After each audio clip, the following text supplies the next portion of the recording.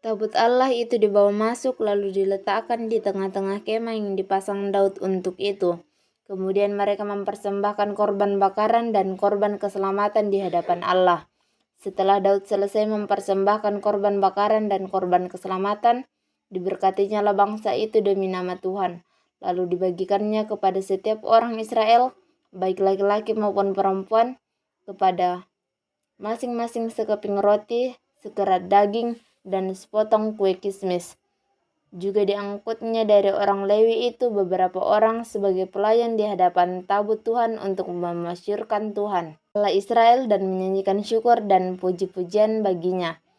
Kepala ialah Asaf dan sebagai orang kedua ialah Sakaria, lalu Yehiel, Semiramot, Yehiel, Metica, Eliat, Benaya, Obed-Edom, dan Yehiel yang harus memainkan gambus dan ceracap,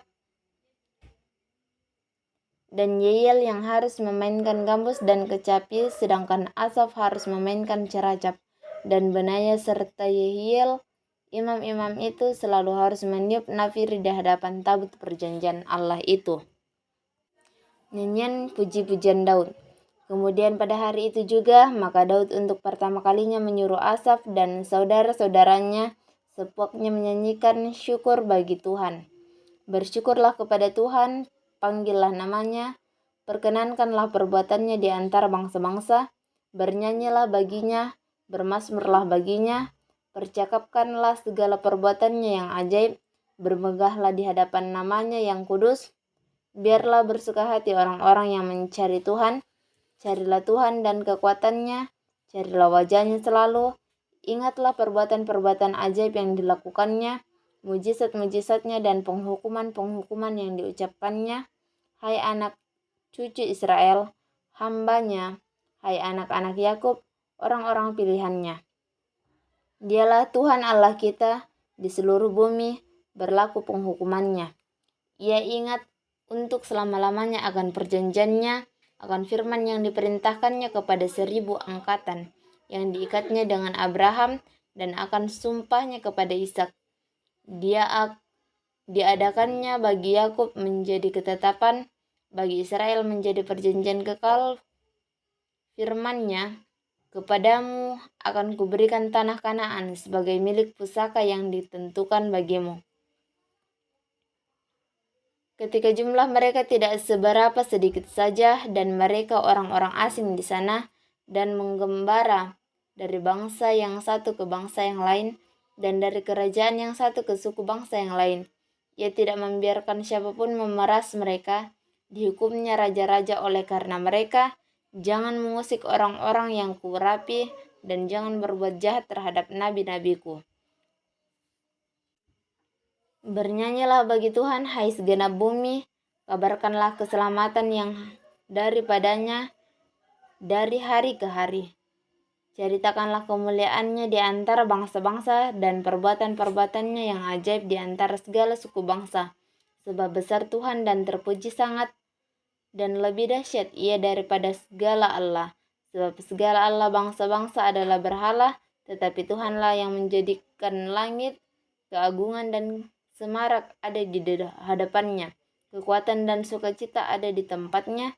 Kepada Tuhan, hai suku-suku bangsa, kepada Tuhan sajalah kemuliaan dan kekuatan. Berilah kepada Tuhan kemuliaan namanya, bawalah persembahan dan masuklah menghadap Dia. Sujudlah menyembah kepada Tuhan dengan berhiasan kekudusan. Gemetarlah di hadapannya, hai segenap bumi, sungguh tegak dunia, tidak bergoyang. Biarlah langit bersukacita dan bumi bersorak-sorak. Biarlah orang berkata di antara bangsa-bangsa, Tuhan itu Raja. Biarlah gemuruh laut serta isinya. Biarlah beria-ria padang dan segala yang di atasnya. Maka pohon-pohon di hutan bersorak-sorai di hadapan Tuhan, sebab ia datang untuk menghakimi bumi. Bersyukurlah kepada Tuhan sebab ia baik, bahwasanya untuk selama-lamanya kasih setianya. Dan katakanlah, keselamatan kami ya Tuhan.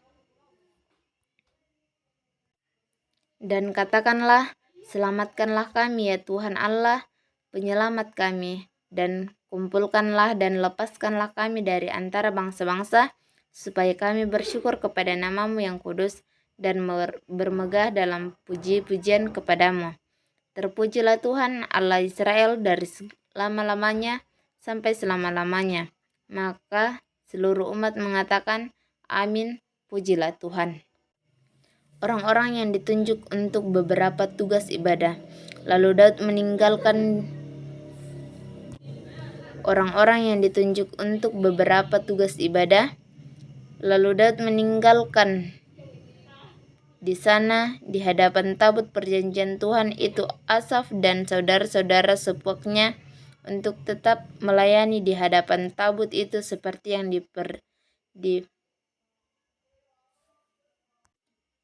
seperti yang patut dilakukan setiap hari.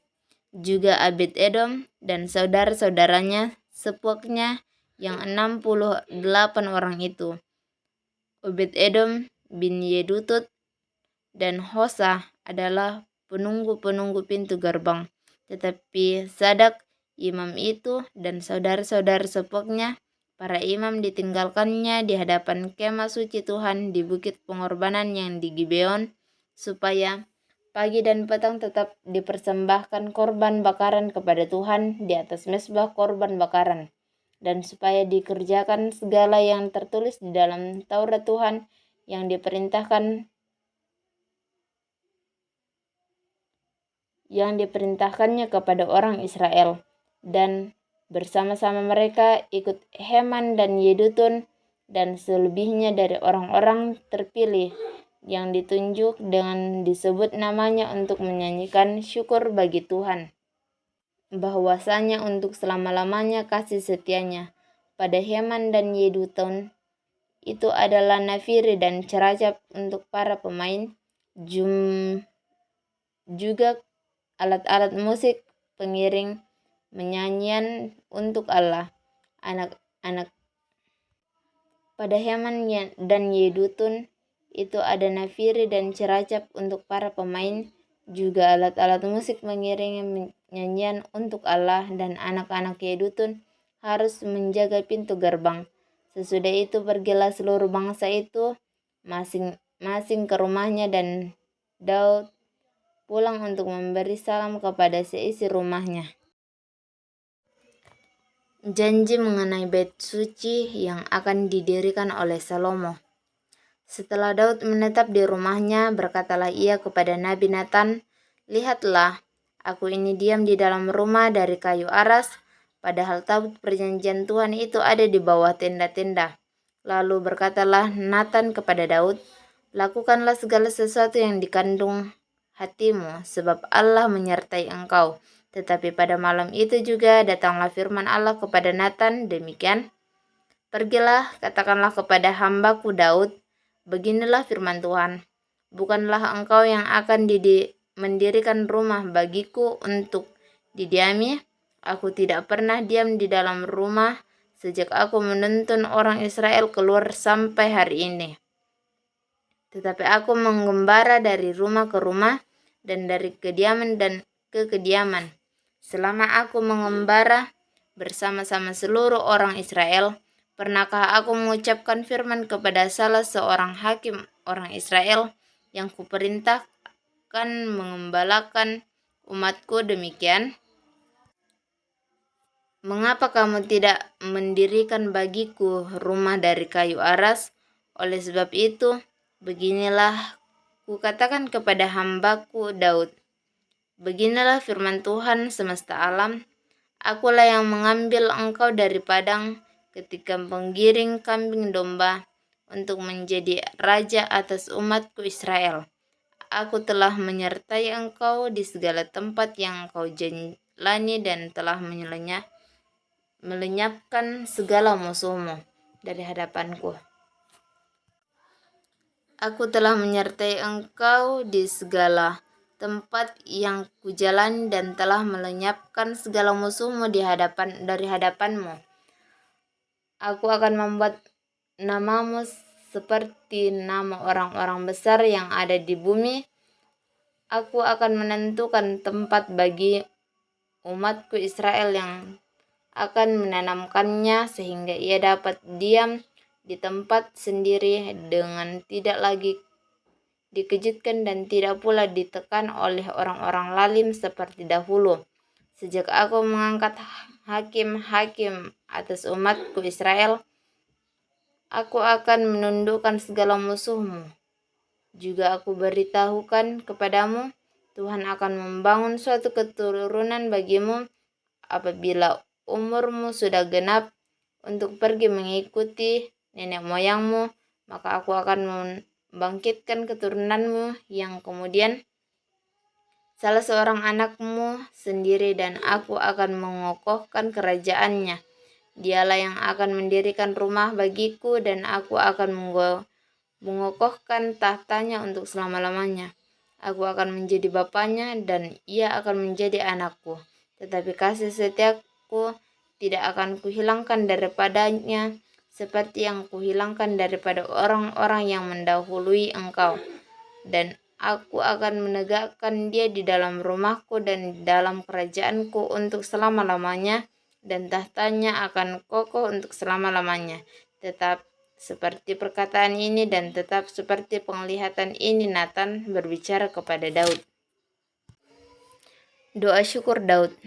Lalu masuklah Raja Daud ke dalam, kemudian duduklah ia di hadapan Tuhan sambil berkata, "Siapakah aku ini, ya Tuhan Allah, dan siapakah keluargaku, sehingga Engkau membawa aku sampai sedemikian ini, dan hal ini masih kurang di matamu ya Allah, sebab itu, dan hal ini masih kurang di matamu ya Allah, sebab itu Engkau telah berfirman juga tentang keluarga hamba-Mu ini di dalam masa yang masih jauh dan setelah memperlihatkan kepadaku serentetan manusia yang akan datang ya Tuhan Allah.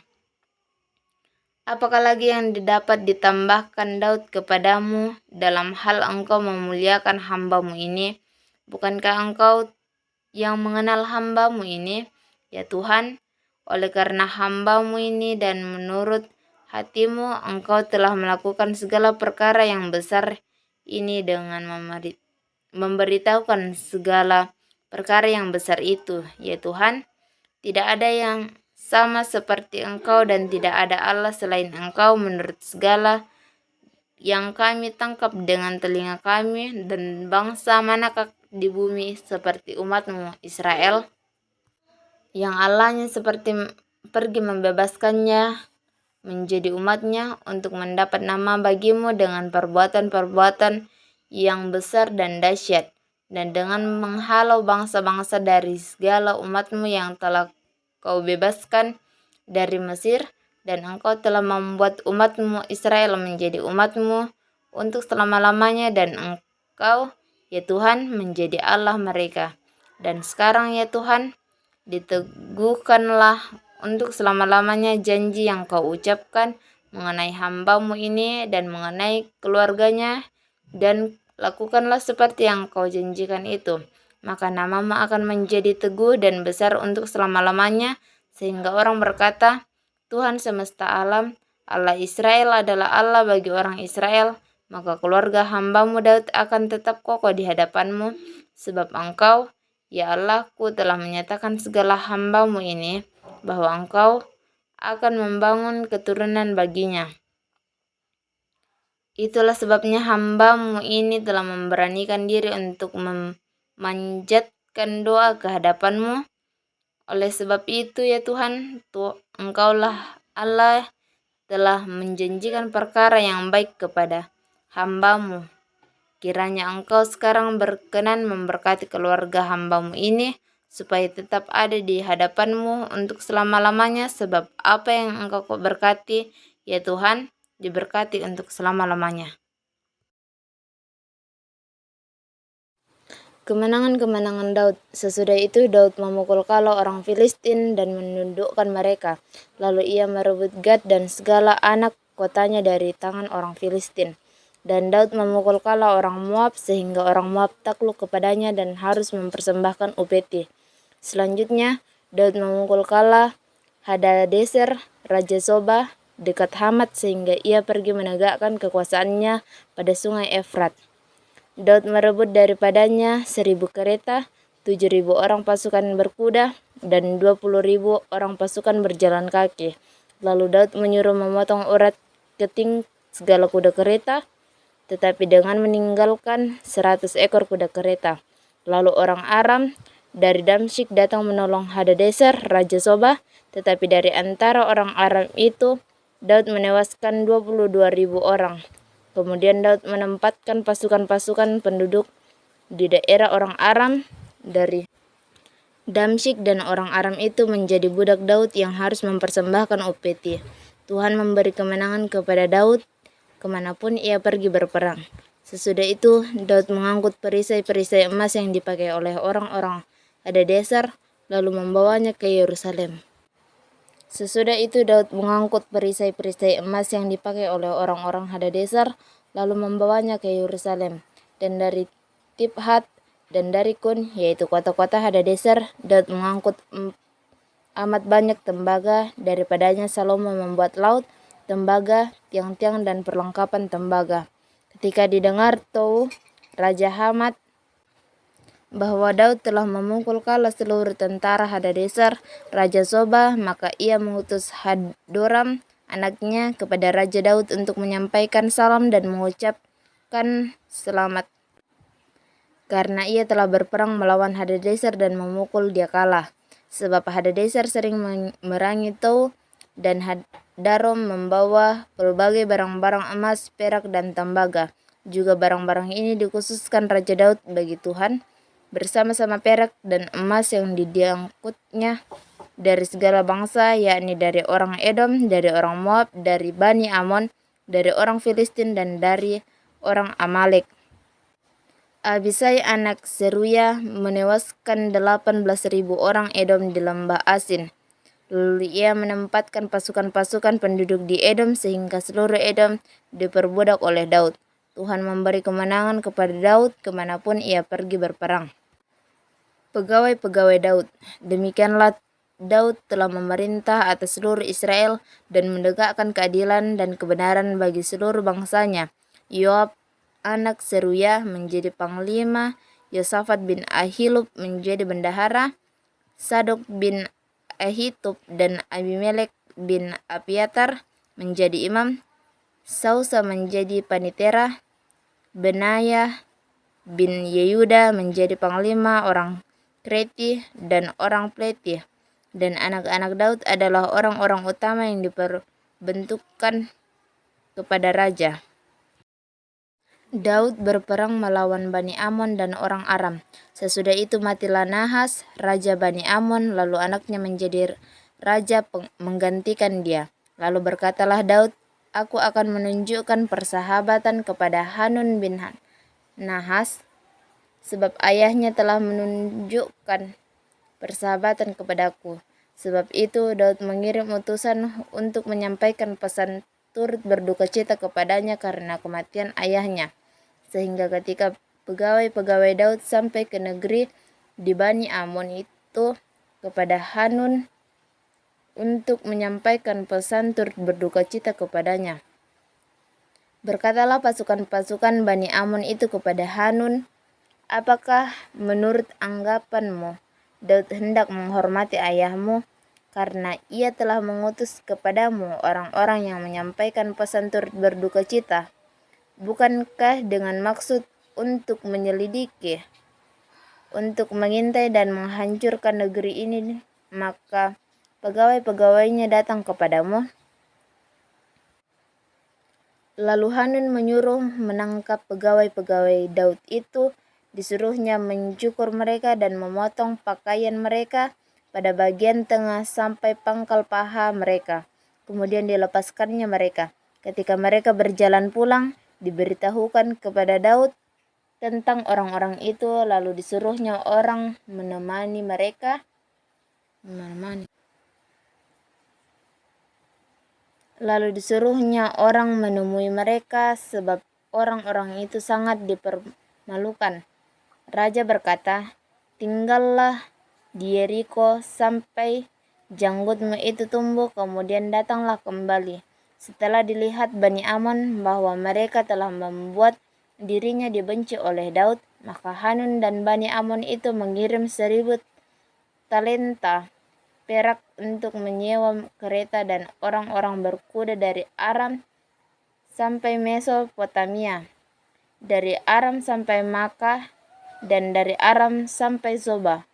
Mereka menyewa 32.000 kereta, serta raja negeri Makkah dengan tentaranya yang datang berkemah di dekat Medeba.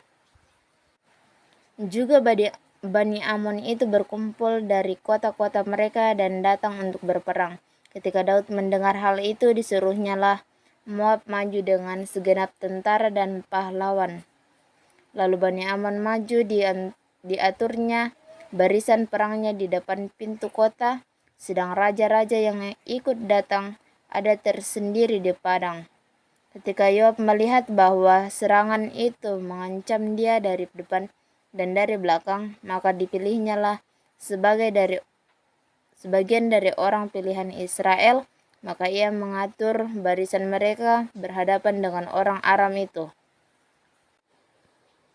Selebihnya dari rakyat itu ditempatkannya di bawah pimpinan Abisai, adiknya, dan mereka mengatur barisan berhadapan dengan Bani Amon itu. Lalu berkatalah Yoab, "Jika orang Aram ini lebih kuat daripadaku, maka haruslah engkau menolong aku.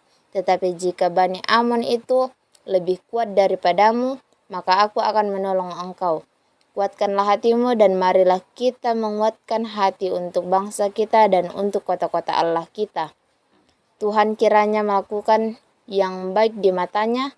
Lalu Yoab dan tentara yang bersama-sama dengan dia maju menghadap orang Aram itu untuk berperang, dan orang-orang itu melarikan diri dari hadapannya. Ketika Bani Amon melihat bahwa orang Aram sudah melarikan diri, maka mereka pun larilah dari hadapan Abisai, adik Yoab, dan masuk ke dalam kota. Sesudah itu Yoab pulang ke Yerusalem. Ketika orang Aram melihat bahwa mereka telah terpukul kalah oleh orang Israel, maka mereka mengirim utusan-utusan dan menyuruh orang-orang Aram yang di seberang sungai Efrat maju berperang di bawah pimpinan Sofak, panglima tentara Hadadeser. Setelah hal itu diberitahukan kepada Daud, maka dikumpulkannyalah seluruh orang Israel di seberangnya sungai Yordan lalu sampai ke dekat mereka, dan diaturnya barisannya melawan mereka. Ketika Daud mengatur barisannya berhadapan dengan orang Aram itu untuk berperang, maka mereka bertempur melawan dia. Tetapi orang Aram itu lari dari hadapan orang Israel, dan Daud membunuh dari orang Aram itu 7.000 ekor kuda kereta dan 40.000 orang pasukan berjalan kaki. Juga Sofak, panglima tentara itu, dibunuhnya. Ketika dilihat orang-orang yang takluk kepada Hadadeser bahwa mereka telah terpukul kalah oleh orang-orang Israel, maka mereka mengadakan perdamaian dengan Daud dan takluk kepadanya. Sesudah itu orang Aram itu Tetapi orang Aram itu lari dari hadapan orang Israel, dan Daud membunuh dari orang Aram itu 7.000 ekor kuda kereta dan 40.000 orang pasukan berjalan kaki. Juga Sofak, panglima tentara itu, dibunuhnya. Ketika dilihat orang-orang yang takluk kepada Hadadeser bahwa mereka telah terpukul kalah oleh orang Israel, maka mereka mengadakan perdamaian dengan Daud dan takluk kepadanya. Sesudah itu orang Aram tidak mau lagi memberi pertolongan kepada Bani Amon. Perang melawan Bani Amon berakhir.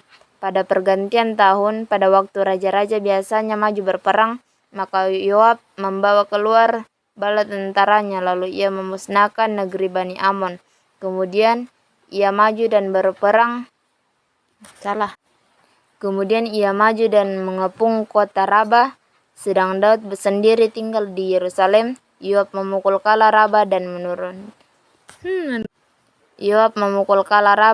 dan meruntuhkannya. Sesudah itu Daud mengambil mahkota dari kepala raja mereka. Beratnya ternyata setalenta emas, bertatahkan sebuah batu permata yang mahal, dan itu dikenakan kepada kepala Daud. Juga diangkutnya banyak sekali jarahan dari kota itu. Penduduk kota itu diangkutnya dan dipaksanya bekerja dengan gergaji, penggerek besi dan kapak. Demikianlah juga diperlakukan Daud segala kota Bani Amon. Sesudah itu pulanglah Daud dengan seluruh tentara ke Yerusalem. Peperangan melawan orang Filistin. Sesudah itu timbullah pertempuran melawan orang Filistin di Gezer. Pada waktu itu Sibkai orang Husa memukul kalah Sipai, orang dari keturunan raksasa, dan mereka ditundukkan. Maka terjadi lagi pertempuran melawan orang Filistin.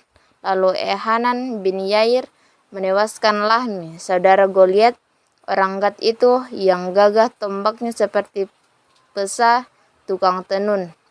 Lalu terjadi lagi pertempuran di Gad, dan di sana ada seorang yang tinggi perawakannya, dan tangannya dan kakinya masing-masing berjari 6, 24 seluruhnya.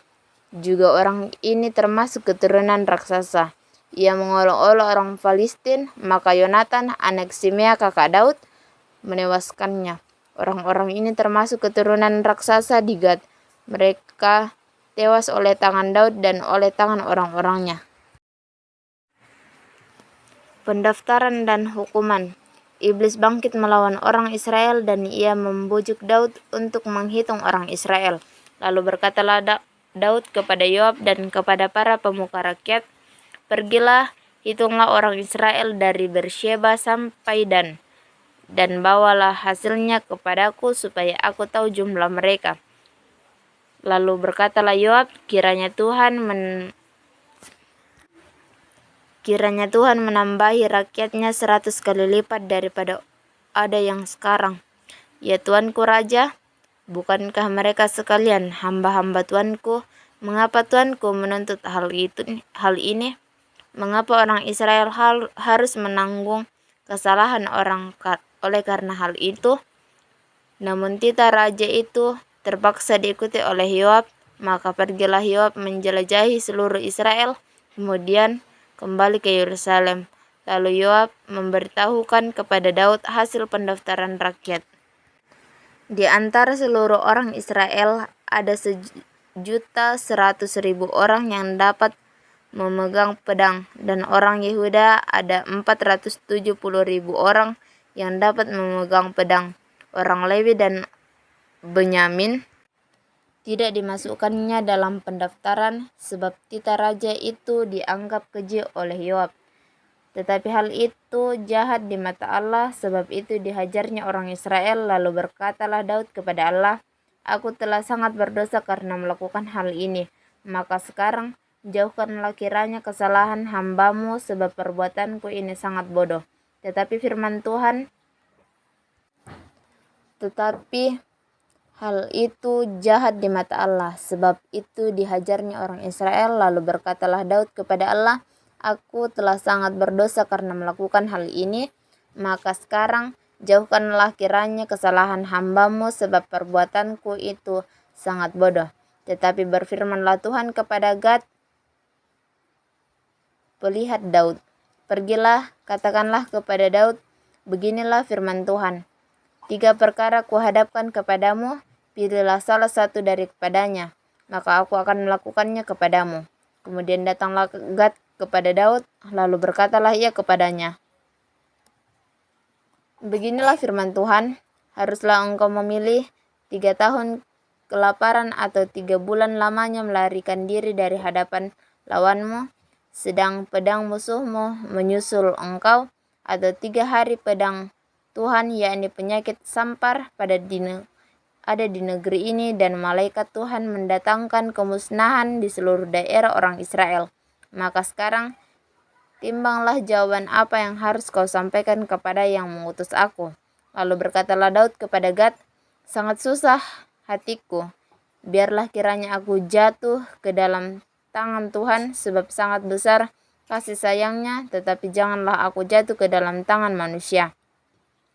Jadi Tuhan mendatangkan penyakit sampar kepada orang Israel, maka tewaslah dari orang Israel 70.000 orang. Pula Allah mengutus malaikat ke Yerusalem untuk memusnahkannya, dan ketika hendak dimusnahkannya, maka Tuhan melihatnya lalu Menyesallah ia karena malapetaka yang hendak didatangkannya itu. Lalu berfirmanlah ia kepada malaikat pemusnah itu, "Cukup, turunkanlah sekarang tanganmu itu."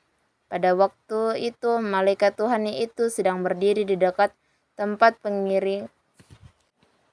"Cukup, turunkanlah sekarang tanganmu itu."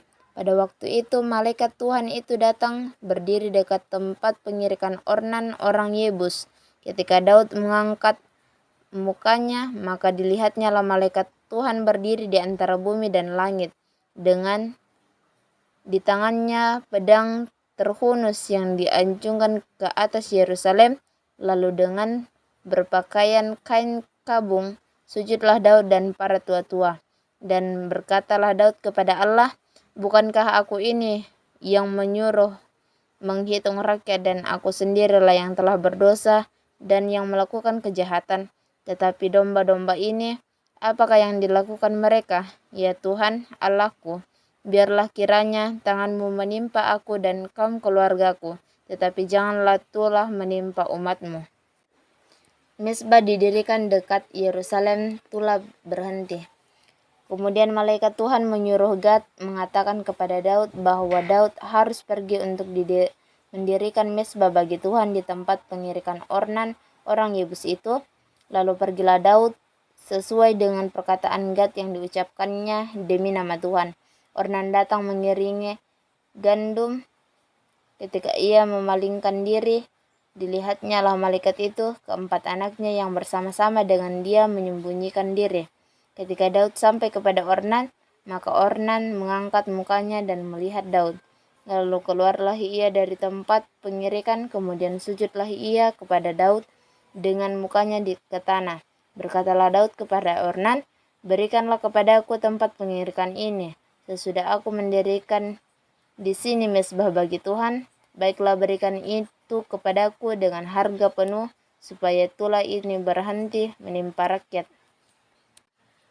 Jawab Ornan kepada Daud, "Ambillah dan baiklah tuanku raja melakukan apa yang dia pandang baik. Lihatlah, aku berikan lembu ini untuk korban bakaran dan eratan-eratan pengirik ini untuk kayu bakar dan gandum untuk korban sajian. Semuanya ini kuberikan." Tetapi berkatalah Raja Daud kepada Ornan, "Bukan begitu, melainkan aku mau membelinya dengan harga penuh, sebab aku tidak mau mengambil milikmu untuk Tuhan dan tidak mau mempersembahkan korban bakaran dengan tidak membayar apa-apa." Maka Daud memberikan kepada Ornan sebagai bayaran tempat itu emas seberat 600 sikal. Lalu Daud mendirikan di sana mezbah bagi Tuhan, mempersembahkan korban bakaran dan korban keselamatan dan memanggil Tuhan. Maka Tuhan menjawab dia dengan menurunkan api dari langit ke atas mezbah korban bakaran itu. Lalu berfirmanlah Tuhan kepada malaikat itu supaya dikembalikannya lah pedangnya ke dalam sarungnya. Pada waktu itu juga Daud mempersembahkan korban di sana. Ketika ia melihat bahwa Tuhan telah menjawab dia di tempat pengirikan Ornan orang Yebus itu, kemah suci yang dibuat Musa di padang gurun dan mezbah korban bakaran pada waktu itu ada di bukit pengorbanan di Gibeon. Tetapi Daud tidak berani pergi ke sana berhadapan dengan Allah untuk menanyakan petunjuknya, sebab ia takut kepada pedang malaikat Tuhan itu. Lalu berkatalah Daud, "Disinilah rumah Tuhan Allah kita, dan disinilah mezbah untuk korban bakaran orang Israel." Persiapan untuk mendirikan bait suci. Daud menyuruh mengumpulkan orang-orang asing yang ada di negeri orang Israel, lalu ditempatkannya tukang-tukang untuk memahat batu-batu pahat yang akan dia pakai untuk mendirikan rumah Allah. Selanjutnya, Daud menyediakan sangat banyak besi untuk paku-paku bagi daun pintu gerbang dan bagi tupai-tupai, juga sangat banyak tembaga yang tidak tertimbang beratnya, dan kayu aras yang tidak terbilang banyaknya, sebab orang Sidon dan orang Tirus membawa sangat banyak kayu aras bagi Daud. karena pikir Daud, Salomo anakku masih muda dan kurang berpengalaman, dan rumah yang harus didirikannya bagi Tuhan haruslah luar biasa besarnya sehingga menjadi keenaan dan termasyur di segala negeri. Sebab itu baiklah aku mengadakan persediaan baginya. Lalu Daud membuat sangat banyak persediaan sebelum ia mati.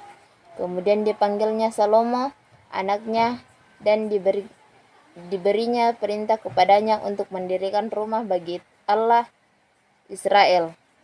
Kata Daud kepada Salomo, anakku, aku sendiri bermaksud hendak mendirikan rumah Tuhan. Anakku, aku sendiri bermaksud hendak mendirikan rumah bagi Tuhan Allahku, tetapi firman Tuhan datang kepadaku demikian.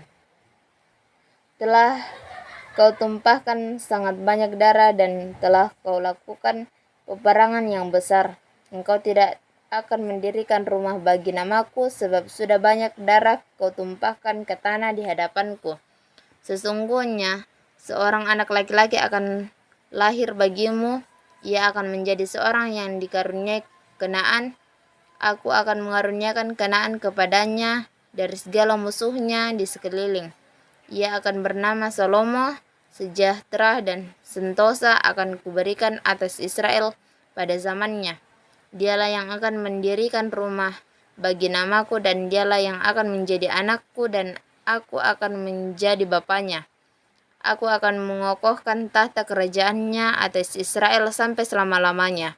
Maka sekarang, hai anakku, Tuhan kiranya menyertai engkau sehingga engkau berhasil mendirikan rumah Tuhan Allahmu, seperti yang difirmankannya mengenai engkau. Hanya Tuhan kiranya memberikan kepadamu akal budi dan pengertian, dan perbuat engkau menjadi pemegang perintah atas Israel, supaya engkau memelihara Taurat Tuhan Allahmu. Maka engkau akan berhasil jika engkau melakukan dengan setia ketetapan dan hukum-hukum yang diperintahkan Tuhan kepada Musa untuk orang Israel. Kuatkan dan teguhkanlah hatimu, janganlah takut dan janganlah tawar hati. Sesungguhnya sekalipun dalam kesusahan, aku telah menyediakan untuk rumah Tuhan itu 100.000 talenta emas dan 1.000.000 talenta perak dan sangat banyak tembaga dan besi, sehingga beratnya tidak tertimbang. Juga aku telah menyediakan kayu dan batu, tetapi baiklah engkau menambahnya lagi. Lagi pula engkau mempunyai sangat banyak pekerja, yakni pemahat-pemahat batu, tukang-tukang batu dan kayu, dan orang-orang yang ahli dalam segala macam pekerjaan. Emas, perak, tembaga, dan besi yang tidak terhitung banyaknya, mulailah bekerja, sebab kiranya Tuhan menyertai engkau. Dan Daud memberi perintah kepada segala pembesar Israel itu untuk memberi bantuan kepada Salomo anaknya. Katanya, bukankah Tuhan Allahmu menyertai kaum dan telah mengaruniakan Kanaan kepadamu ke segala penjuru? Sungguh ia telah menyerahkan penduduk negeri ini ke dalam tanganku, sehingga negeri ini takluk ke hadapan Tuhan dan kepada umatnya. Maka sekarang arahkanlah hati dan jiwamu untuk mencari Tuhan Allahmu, mulailah mendirikan tempat kudus Tuhan Allahmu, supaya tabut perjanjian Tuhan dan perkakas kudus Allah dapat dibawa masuk ke dalam rumah yang didirikan bagi nama Tuhan.